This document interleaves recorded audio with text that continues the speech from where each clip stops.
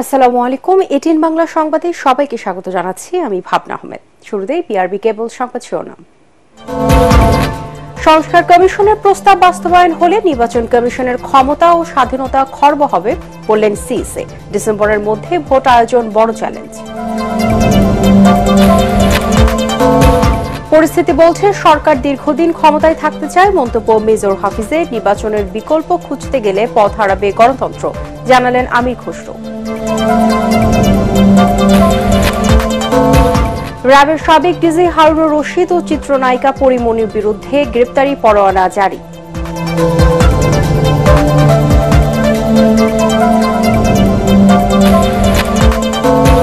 যে কোনো কিছুর চাইতে এখন অর্থনৈতিক সংস্কার সবচেয়ে বেশি প্রয়োজন, জানালেন অর্থ উপদেষ্টা। যৌক্তিক রাজস্ব আহরণে জোর দিচ্ছে সরকার। এবং চিকিৎসার জন্য ভারতের বিকল্প হিসেবে চীনের কুনমিংকে বিবেচনায় নিয়েছে অন্তর্বর্তী সরকার। ভিসা প্রক্রিয়া সহজ করতে আলোচনা। শুনছিলেন বিআরবি কেবল সংবাদ শিরোনাম। এবারে বিস্তারিত। সংস্কার কমিশনের সুপারিশ বাস্তবায়ন হলে নির্বাচন কমিশনের ক্ষমতা খর্ব হবে বলে মনে করেন প্রধান নির্বাচন কমিশনার AMM Nasir Uddin. Reporters forum for election and ডেমোক্রেসির অনুষ্ঠানে অংশ নিয়ে সিএসি এই অভিমত তুলে ধরেন। সংসদীয় কমিটির মাধ্যমে ইসির ব্যর্থতা ও শপথভঙ্গের বিষয়ে ব্যবস্থা নেওয়ার প্রস্তাব সংবিধানের সাথে সাংঘর্ষিক বলেও মন্তব্য করেন তিনি। বলেন, আইন বিধি চূড়ান্ত না থাকায় ডিসেম্বরের মধ্যে নির্বাচন আয়োজন বড় চ্যালেঞ্জ। বিস্তারিত জানাচ্ছেন ইকরামুল হক সায়েম। নির্বাচন ব্যবস্থা সংস্কারে এরই মধ্যে সরকারের হাতে প্রস্তাবনা জমা দিয়েছে ডক্টর বদিউল আলম মজুমদারের নেতৃত্বাধীন কমিশন। নির্বাচন কমিশন দায়িত্ব পালনে ব্যর্থ ও শপথ ভঙ্গ করলে তদন্ত করে ব্যবস্থা নিতে সংসদীয় কমিটি গঠনের কথা বলা হয়েছে সংস্কার প্রস্তাবে।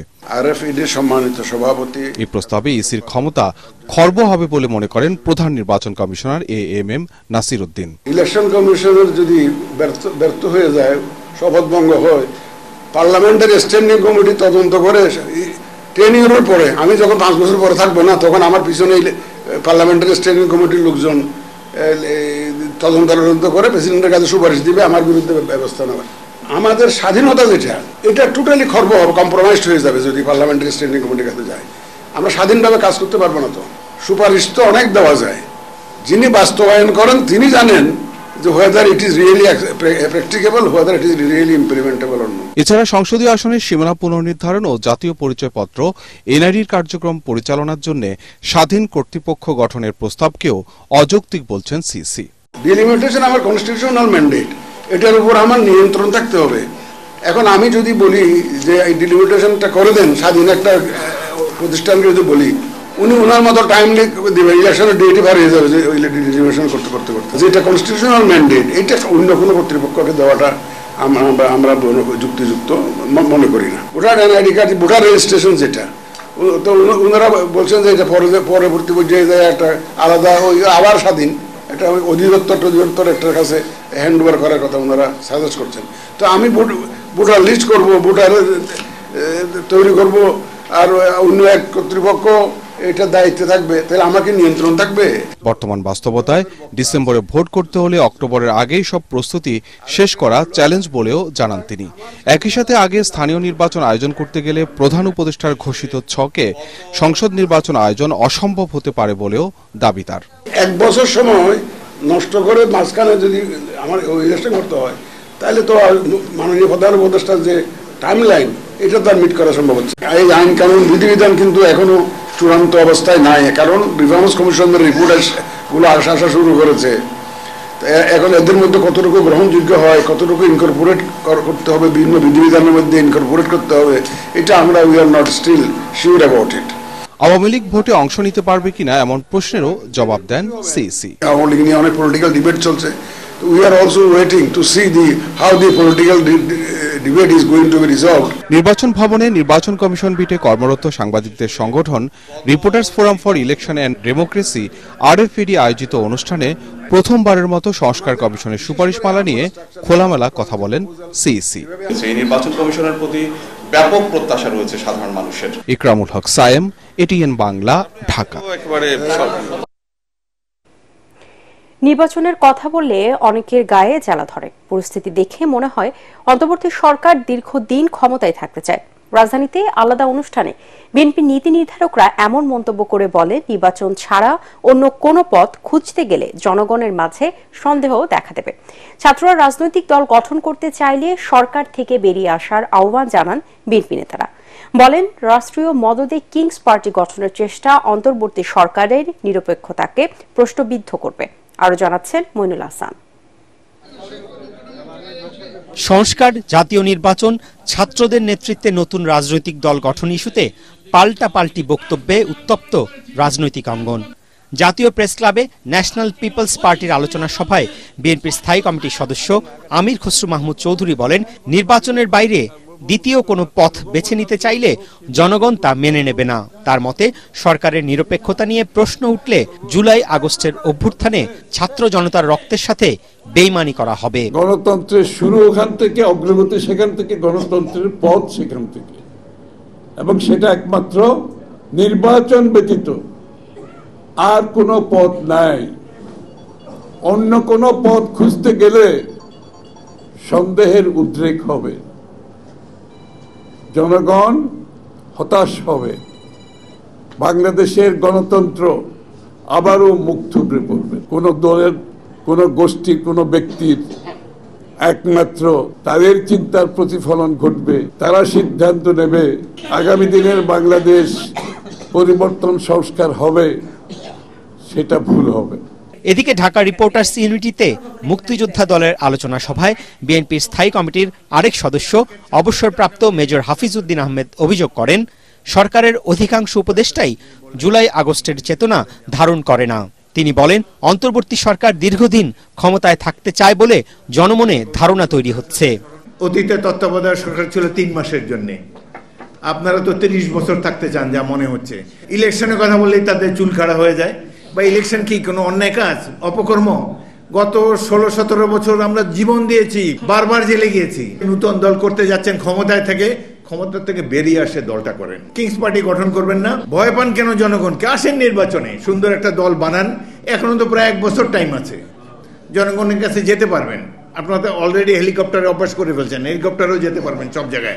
নাতির বয়সী ছেলে যদি বিএনপি মহাসচিবের বিরুদ্ধে খোঁচা দিয়ে কথা বলে, এটি অত্যন্ত দুঃখজনক। আমরা এটা আশা করি না।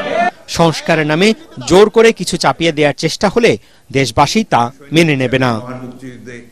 মইনুল হাসান, এটিএন বাংলা, ঢাকা। বিএনপি ও ছাত্রনেতারা নির্বাচন কেন্দ্রিক বৃহত্তর সমঝোতার বিষয়ে অনাগ্রহী নন বলে মন্তব্য করেছেন আইন উপদেষ্টা অধ্যাপক আসিফ নজরুল। এর ধরন ও ফর্মুলা আলোচনা সাপেক্ষে বলে মনে করেন তিনি।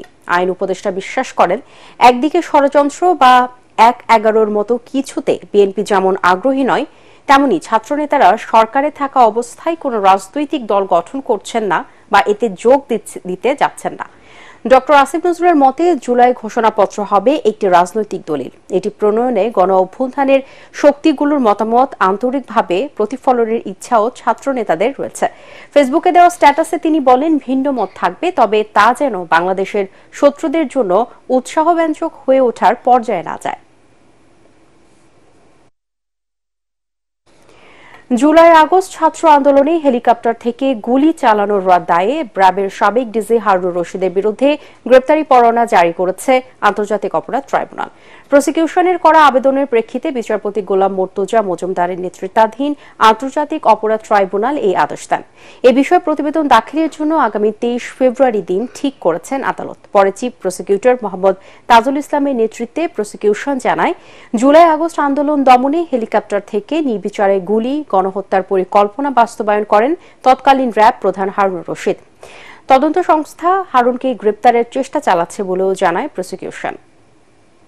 তিনি র্যাপিড অ্যাকশন ব্যাটালিয়নের প্রধান হিসাবে এই ছাত্র জনতাকে গুলি করে হত্যা করা, তাদের নির্যাতন করা এবং তাদের উপরে হেলিকপ্টার ব্যবহার করে এই ছাত্র জনতাকে নির্মূল করার জন্য যে পরিকল্পনা এবং পরিকল্পনা বাস্তবায়ন, সেটা তিনি করেছিলেন হারুনুর রশিদ তার অধীনস্থ অফিসারদেরকে ব্যবহার করে। এবং এই র্যাবকে ব্যবহার করে তিনি এত বেশি অপরাধ করেছেন যে এগুলো আমাদের তদন্ত সংস্থা ক্রমাগত এই তথ্যগুলো পাচ্ছেন।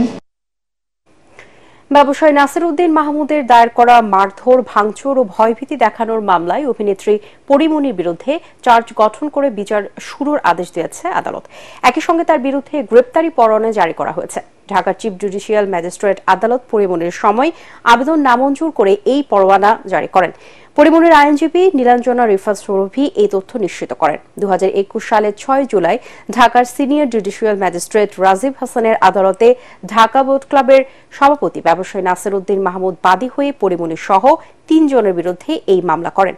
এই মামলার অন্য 2 আসামি হলেন পরিমণির সহযোগী ফাতেমা তুজ জান্নাত বনি ও জুনায়েদ বগদাদি জিমি ওরফে জিম।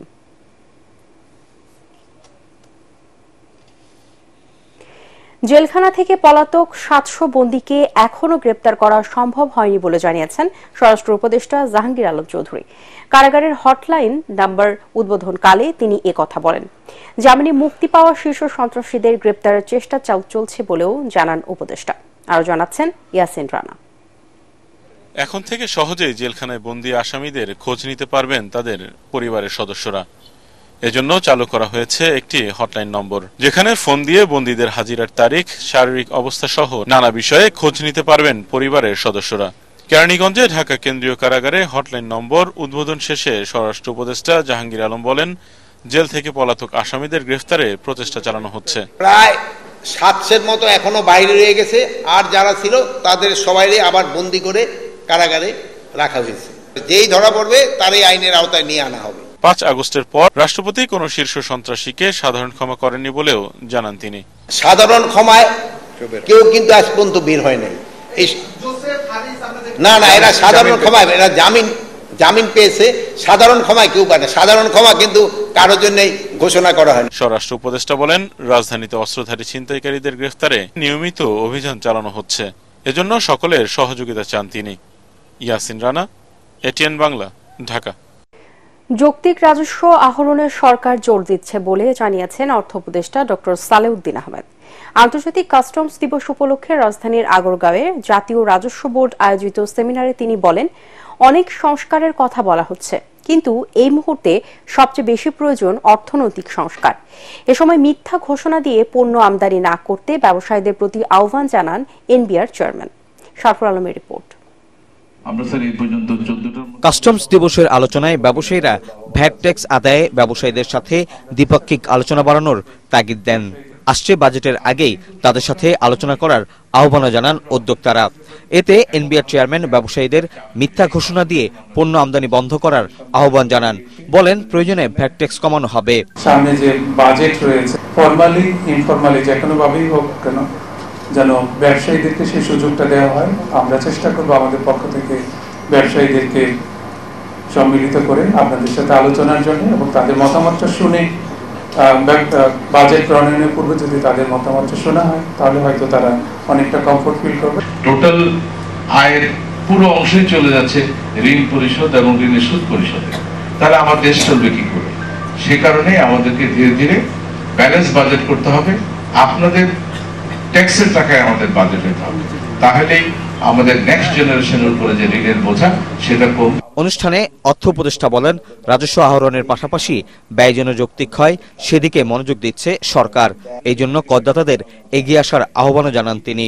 জোর করে হাত মুচড়ে টাকা পয়সা আদায় করেন না, কিন্তু যতটুকু আপনাদের দেনা থাকে সেটা আপনারা পরিশোধ করুন। থেকে চেষ্টা করছি। এখন বড় একটা চ্যালেঞ্জ কিন্তু আমাদের এই সময় আমাদের রাজস্ব আদায় করা, আমাদের রাজস্ব ব্যয় করা, আমাদের রাজস্ব আহরণ যদি যৌক্তিক হয় এবং ব্যয়টাও যৌক্তিক হয়। কিন্তু এই মুহূর্তে সবচেয়ে বড় একটা সমস্যা অর্থনৈতিক সমস্যা, সেটা যদি আমরা না করতে পারি, এবং এগুলি কিন্তু খুব অর্থনৈতিক সমস্যা কিন্তু কঠিন আবার সহজও বটে। বছর জুড়ে অনলাইন ট্যাক্স রিটার্ন জমা দেওয়া যাবে উল্লেখ করে কাস্টমস দিবসের আলোচনায় বক্তারা সরকারের রাজস্ব আদায়ে সবার সহযোগিতা চান। সারফুল আলম, এটিএন বাংলা, ঢাকা। চিকিৎসার জন্য ভারতের বিকল্প হিসেবে চীনের কুনমিংকে বিবেচনা নিয়েছে সরকার। এ বিষয়ে দেশটির ভিসা প্রক্রিয়া সহজ করার বিষয়ে আলোচনা হয়েছে বলে জানিয়েছেন পররাষ্ট্র উপদেষ্টা তৌহিদ হোসেন। চীনে 5 দিনের রাষ্ট্রীয় সফর শেষে দেশে ফিরে পররাষ্ট্র মন্ত্রণালয়ে একথা জানান তিনি। উপদেষ্টা বলেন, যুক্তরাষ্ট্রের উন্নয়ন সংস্থা এইডের অর্থায়নে বাংলাদেশ বাস্তবায়নাধীন সব প্রকল্পের ব্যয় বন্ধের নির্দেশনা সরকার পায়নি। মিজান শাহজাহানের রিপোর্ট। সরকারি হিসেব না থাকলেও বেসরকারি পরিসংখ্যানে প্রতি বছর 4.5 লাখ বাংলাদেশি চিকিৎসার জন্য ভারতে যাতায়াত করে। 5 আগস্টের পর ভারত সরকার ভিসা ইস্যু জটিল করেছে। সীমান্তে উত্তেজনা সহ নানা কারণে কিছুটা দূরত্ব সৃষ্টি হয়েছে বলে মনে করছেন সচেতন মহল। এমন প্রেক্ষাপটে পররাষ্ট্র উপদেষ্টা চীন সফরে ঋণ পরিশোধের সময়সীমা বাড়ানোর পাশাপাশি আলোচনায় গুরুত্ব পেয়েছে কুনমিংয়ে চিকিৎসার বিষয়টি। দেশের চিকিৎসা ব্যবস্থাকে আধুনিকায়ন না করে বিকল্প কেন খোঁজা হচ্ছে, এমন প্রশ্নের জবাবে উপদেষ্টা বলেন, চীনের অর্থায়নে দেশে নির্মিত হবে 2টি হাসপাতাল। একটি হসপিটাল তারা তো করে দিতে আমাদেরকে রাজি হয়েছে, বড় হসপিটাল, সেটা স্থান নির্বাচন নিয়ে কথাবার্তা চলছে। আমি বলেছি যে আমরা আমাদের হাতে সুন্দর জায়গা আছে হচ্ছে পূর্বাচলে, এছাড়াও আহ্বান জানিয়েছি আরেকটি টার্সিয়ারি হসপিটাল, সেটা পাবলিক প্রাইভেট পার্টনারশিপে হতে পারে। সেটা এমনকি যদি তাদের কোনো প্রাইভেট পার্টিও এখানে আসে, যারা প্রাথমিকভাবে বড় একটা হসপিটাল করবে টার্সিয়ারি চিকিৎসার জন্য, সাধারণ চিকিৎসার জন্য। যুক্তরাষ্ট্রের সহায়তা বন্ধের বিষয়ে উপদেষ্টা বলেন, এটি 90 দিন সব দেশের জন্যই স্থগিত করেছে ট্রাম্প সরকার। তারা সব ধরনের ফান্ডিং 90 দিনের জন্য তারা বন্ধ রাখছে। এটা মোটামুটি কিন্তু প্রত্যাশিত ছিল। উনি কিন্তু নির্বাচনের আগে থেকে বলছিলেন যে উনি এগুলি বিবেচনা করবেন, নতুন করে দেখবেন। তো তারা বিবেচনার জন্য সময়টা নিয়েছে, এভাবেই তো বলছে যে তারপরে দেখবে যে কোথায় দিতে হয়। এটা ধরে নেওয়া যায় যে এটা এই ধরনের ফান্ডিং কমবে, এটা তো সবাই আশঙ্কা করছে। মার্কিন সহায়তা বন্ধ হলে উন্নয়ন কার্যক্রমে কোনো প্রভাব পড়বে কিনা এমন প্রশ্নের জবাবে সম্মতি জানিয়ে বিকল্প ব্যবস্থা বের করার কথা জানান পররাষ্ট্র উপদেষ্টা। মিজান শাহজাহান, এটিএন বাংলা, ঢাকা। বাংলাদেশে আশ্রয় নেওয়া বাস্তুচ্যুত রোহিঙ্গাদের জন্য জরুরি খাদ্য সহায়তা অব্যাহত রাখার মার্কিন প্রেসিডেন্ট ডোনাল্ড ট্রাম্পকে ধন্যবাদ জানিয়েছেন প্রধান উপদেষ্টা ডক্টর মোহাম্মদ ইউনূস। বিকেলে ঢাকাস্থ মার্কিন দূতাবাসের কর্মকর্তারা খাদ্য সহায়তা চলমান থাকবে বলে সরকারের উচ্চ প্রতিনিধি ডক্টর খলিলুর রহমানকে জানান।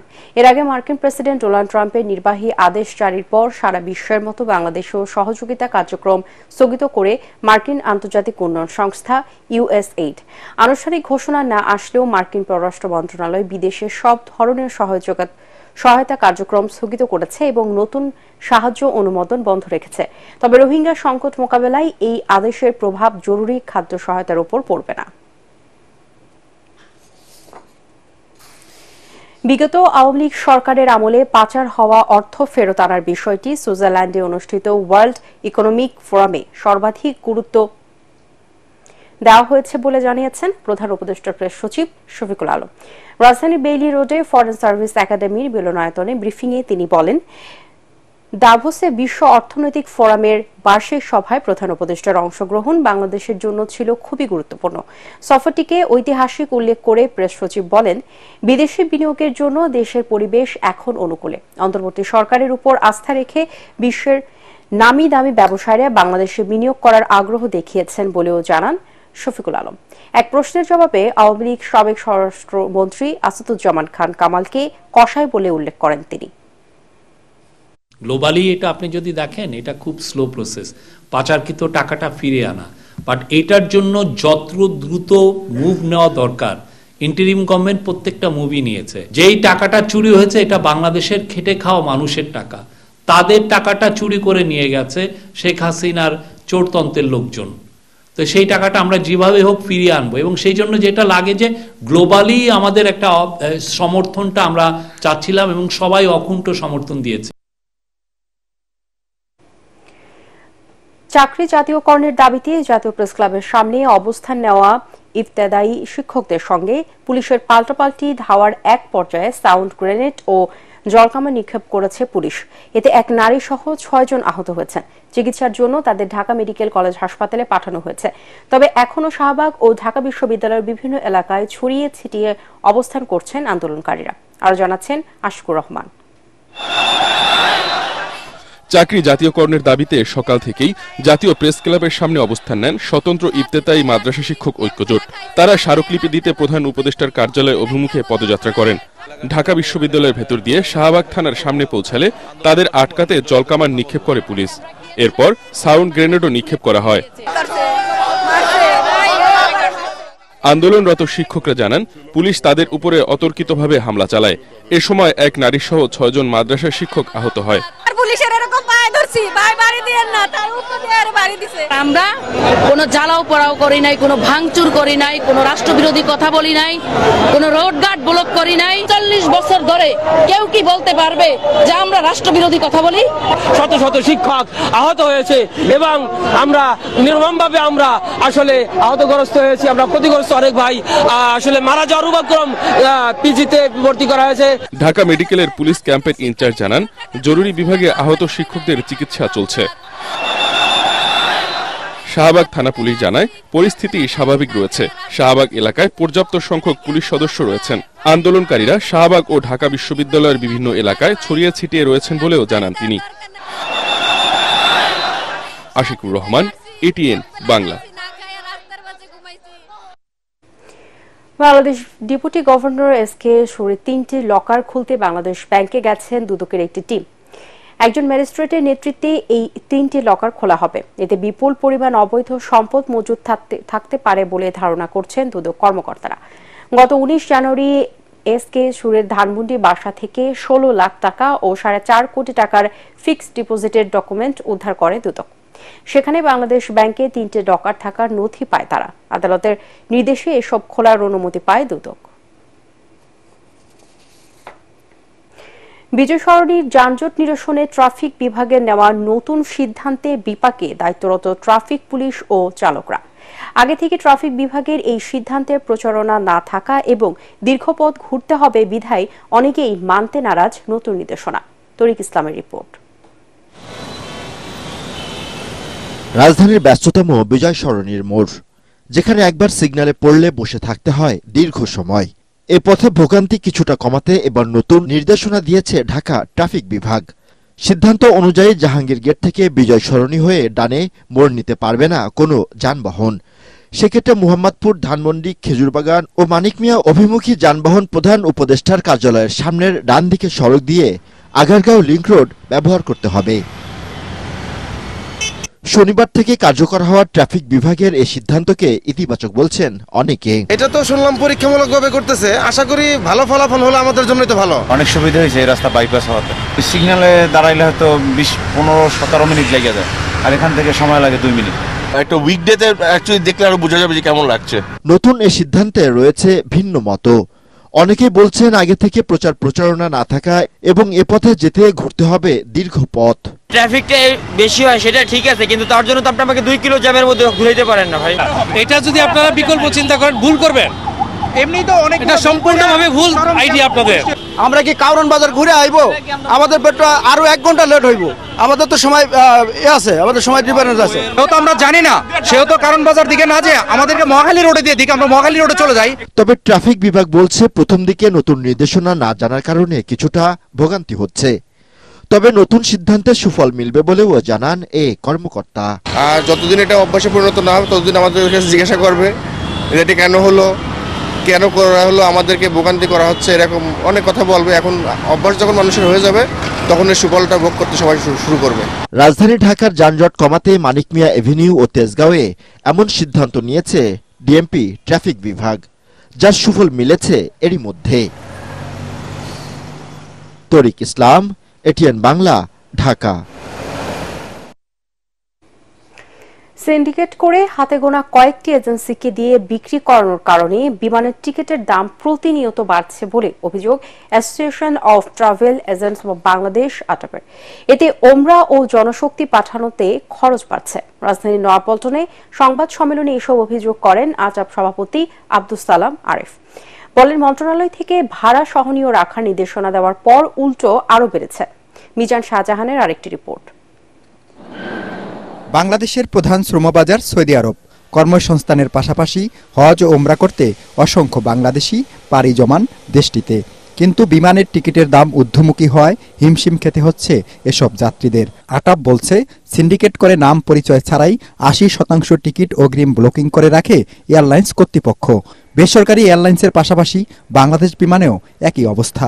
জানুয়ারি মাসে কোনো আসন খালি নেই। ফেব্রুয়ারিতে হাতে গোনা যা খালি তার ভাড়া 1,42,000 টাকা। নাম ছাড়া যেই ব্লক করার হয় এইটা সম্পূর্ণ ক্যাপাবিলিটি অথরিটি হচ্ছে এয়ারলাইন্সের হাতে। কোনো ট্রাভেল এজেন্সি চাইলেই গ্রুপ বুকিং করতে পারে না, সুযোগ নাই। ফেব্রুয়ারি মাস, মার্চ মাস সব এয়ারলাইন্স এভাবে ব্লক করে ফেলছে। এই যে ব্লক করে ফেললো উইদাউট পাসপোর্ট, উইদাউট ডকুমেন্টস, কিসের বেসিসে তারা করলো? এটা অবশ্যই লিগ্যাল হইতে পারে না। সংবাদ সম্মেলনে আটাপ দাবি করে দেশে 5,000 এজেন্সি থাকলেও 20 থেকে 30টি এজেন্সির সাথে সিন্ডিকেট করে বসে আছে এয়ারলাইন্সগুলো। এয়ারলাইন্সগুলোর ইচ্ছা হচ্ছে এখান থেকে প্রফিটেবিলিটি বাড়ানো, দেশের জনগণকে কম টাকায় টিকিট দেওয়া, এইটা তাদের ইচ্ছার ভিতরে নাই, যে কারণেই বাড়তি। এয়ারলাইন্সের খরচ বেশি হতে পারে, যদি বেশি হয় সারা বছর আপনার 12 মাসের ভিতরে 9 মাস তারা 40,000 থেকে 50,000 টাকায় মিডল ইস্টের টিকিট বিক্রি করেন। সেটা কিভাবে করেন? সেই টিকিটটাই এখন কেন 1,91,000 টাকা।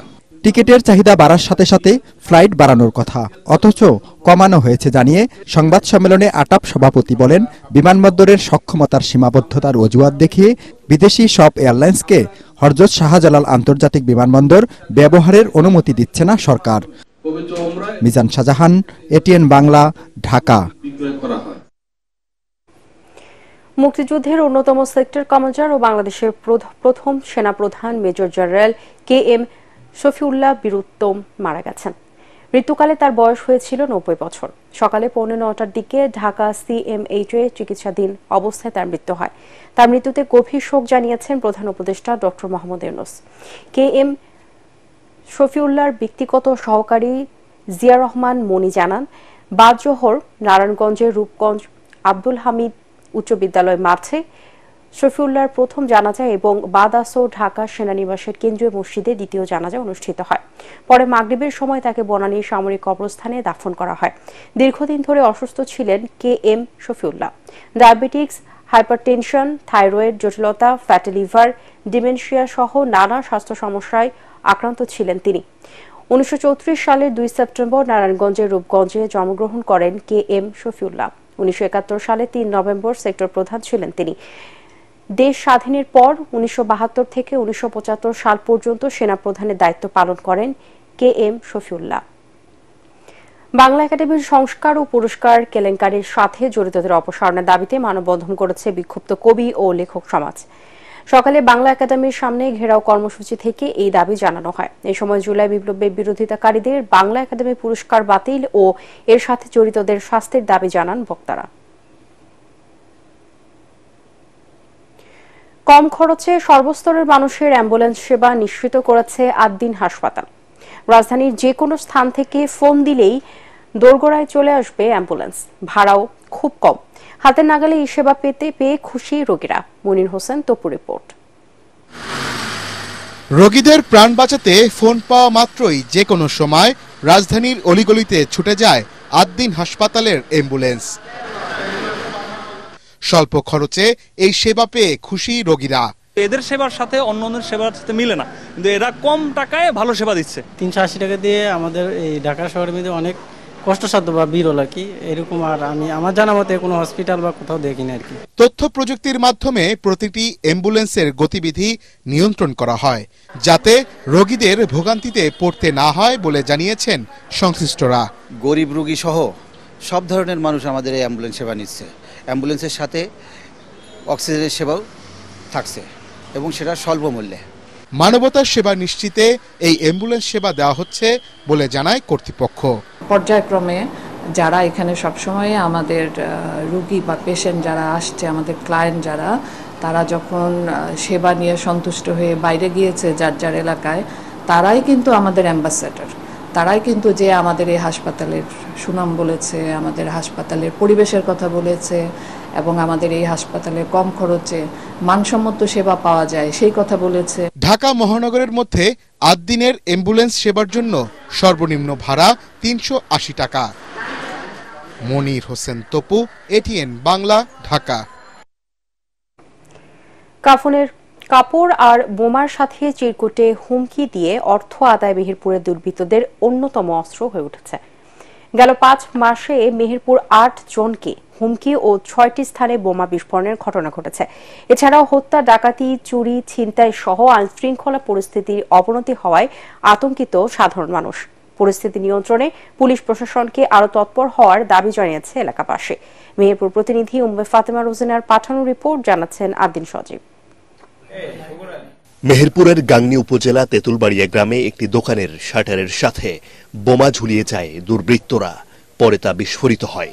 ঘটনাটি গত বছরের ২৬ ডিসেম্বরের।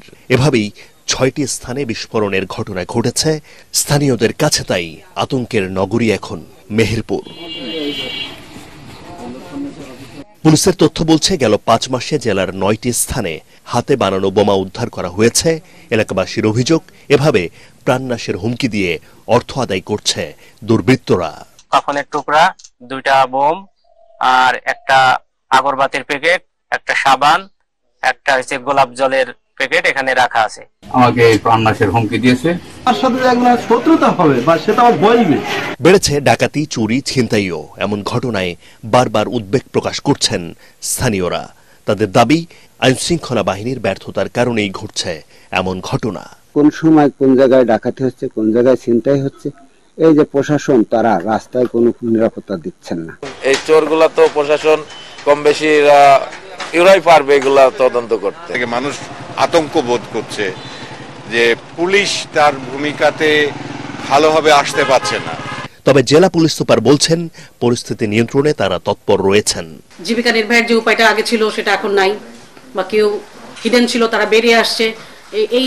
এই পিরিয়ডটা, ট্রানজিশন পিরিয়ডটাতে অনেকেই তার জীবিকা নির্বাহের জন্য এগুলো করতে বাধ্য হচ্ছে বা আরো বেশি করে করছে, বা ধরে নিচ্ছে যে এখন হয়তো আমরা অতটা তৎপর না, এরকম ধরে নিয়ে করছে। কিন্তু আমরা আসলে সেই সুযোগ তাদেরকে দিতে চাই না। আমরা আমাদের অভিযান, আমাদের প্রচেষ্টা আরো জোরদার করতে চাই, ওদেরকে জানাতে চাই যে আমরা এরকম করলে পার পাওয়া যাবে না। এই ভয়শঙ্কার পরিস্থিতি থেকে দ্রুত মুক্তির দাবি মেহেরপুরবাসীর। Bureau report, ATN Bangla. এবারে আল আরফা ইসলামী ব্যাংক অর্থ সংবাদ।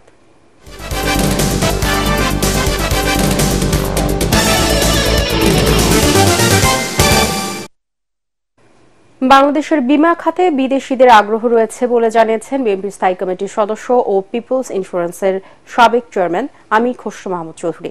তিনি জানান, আগামীতে দেশের শেয়ার বাজার উন্নত হবে, সেখানে প্রযুক্তি ও দক্ষতা বাড়িয়ে বীমা প্রতিষ্ঠানের অবদান রাখার তাগিদ দেন তিনি। রাজধানীর বাড়িধারায় ইউআইটিএস ক্যাম্পাসে পিপলস ইন্স্যুরেন্স এর বার্ষিক বিজনেস কনফারেন্সের উদ্বোধনী অনুষ্ঠানে তিনি এসব কথা বলেন।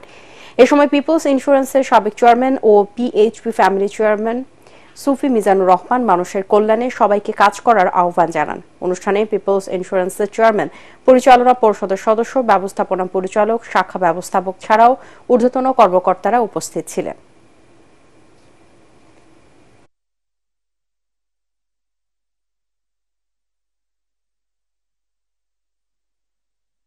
আপনারা পরিবার, পরিজন, আপনজন, এই কোম্পানির সাথে যারা সম্পৃক্ত, এই দেশকে 30 লক্ষ শহীদের রক্ত দিয়ে স্বাধীন করছে, তাদের জন্য কাজ করেন। বিধাতা আপনাদেরকে কুদ্দুর থেকে বড় করবে, কিন্তু নিজের জন্য কাজ করবেন কিচ্ছু হবে না। আমরা পারি, আমরা পারি, আমরা পারি, এবং ইনশাআল্লাহ আমরা এই দেশকে সোনার বাংলা না, আমরা হীরার বাংলায় তৈরি করব। আপনারা সমস্ত মন প্রাণকে উজাড় করে কাজ করেন, আপনার জন্য না, আপনার ফ্যামিলির জন্য, আপনার ভবিষ্যৎ প্রজন্মের জন্য। এবারে জানিয়ে দিব পার্টেক্স খেলার খবর।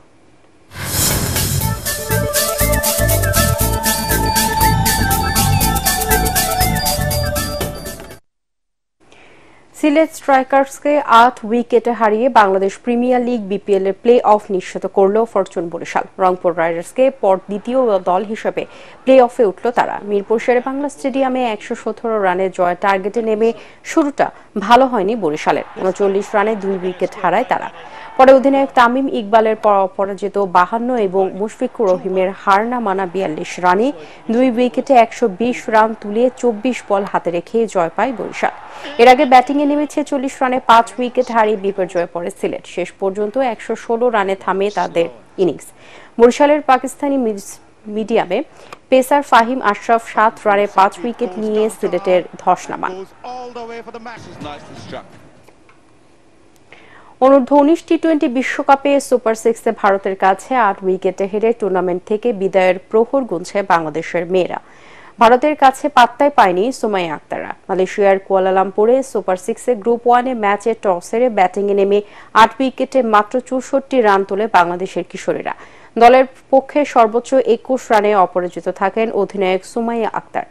জবাবে 2 উইকেটে 66 রান তুলে 77 বল হাতে রেখেই জয় পায় ভারতের মেয়েরা। ভারতের ওপেনার তিশা তাদের করেন সর্বোচ্চ 41 রান।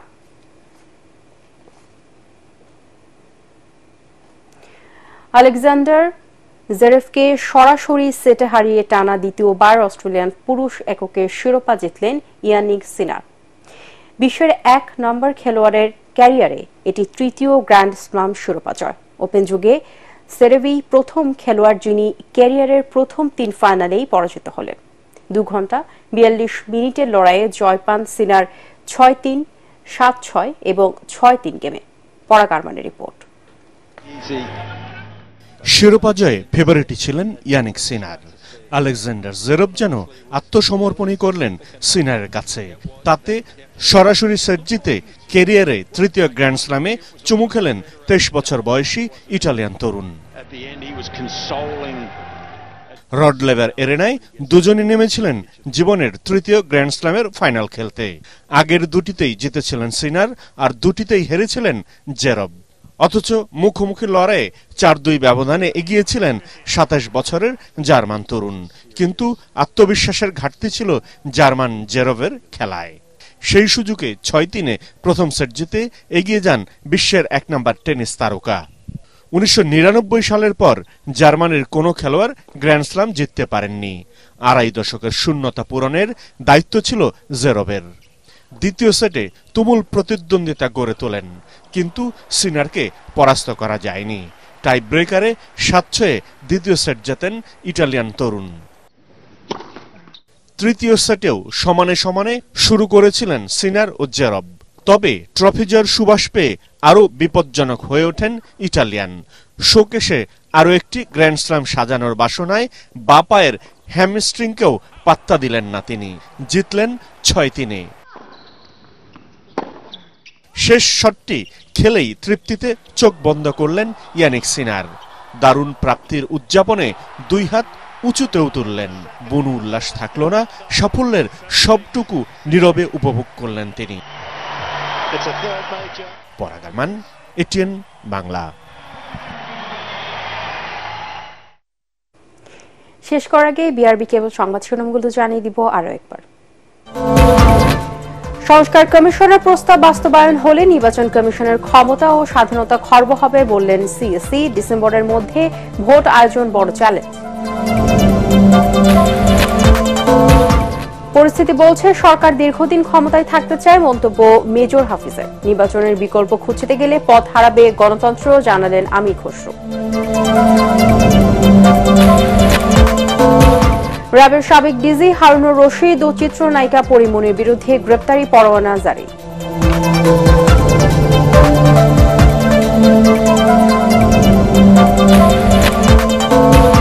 যে কোনো কিছুর চাইতে এখন অর্থনৈতিক সংস্কার সবচেয়ে বেশি প্রয়োজন, জানালেন অর্থ উপদেষ্টা। যৌক্তিক রাজস্ব আহরণে জোর দিচ্ছে সরকার। এবং চিকিৎসার জন্য ভারতের বিকল্প হিসেবে চীনের কুনমিংকে বিবেচনায় নিয়েছে অন্তর্বর্তী সরকার। ভিসা প্রক্রিয়া সহজ করতে আলোচনা। পরবর্তী সংবাদ দেখার আমন্ত্রণ জানিয়ে এখনকার মতো শেষ করছি। এটিএন বাংলার সংবাদ ইউটিউবে দেখতে ব্রাউজ করুন youtube/ATN বাংলা নিউজ। ধন্যবাদ সবাইকে।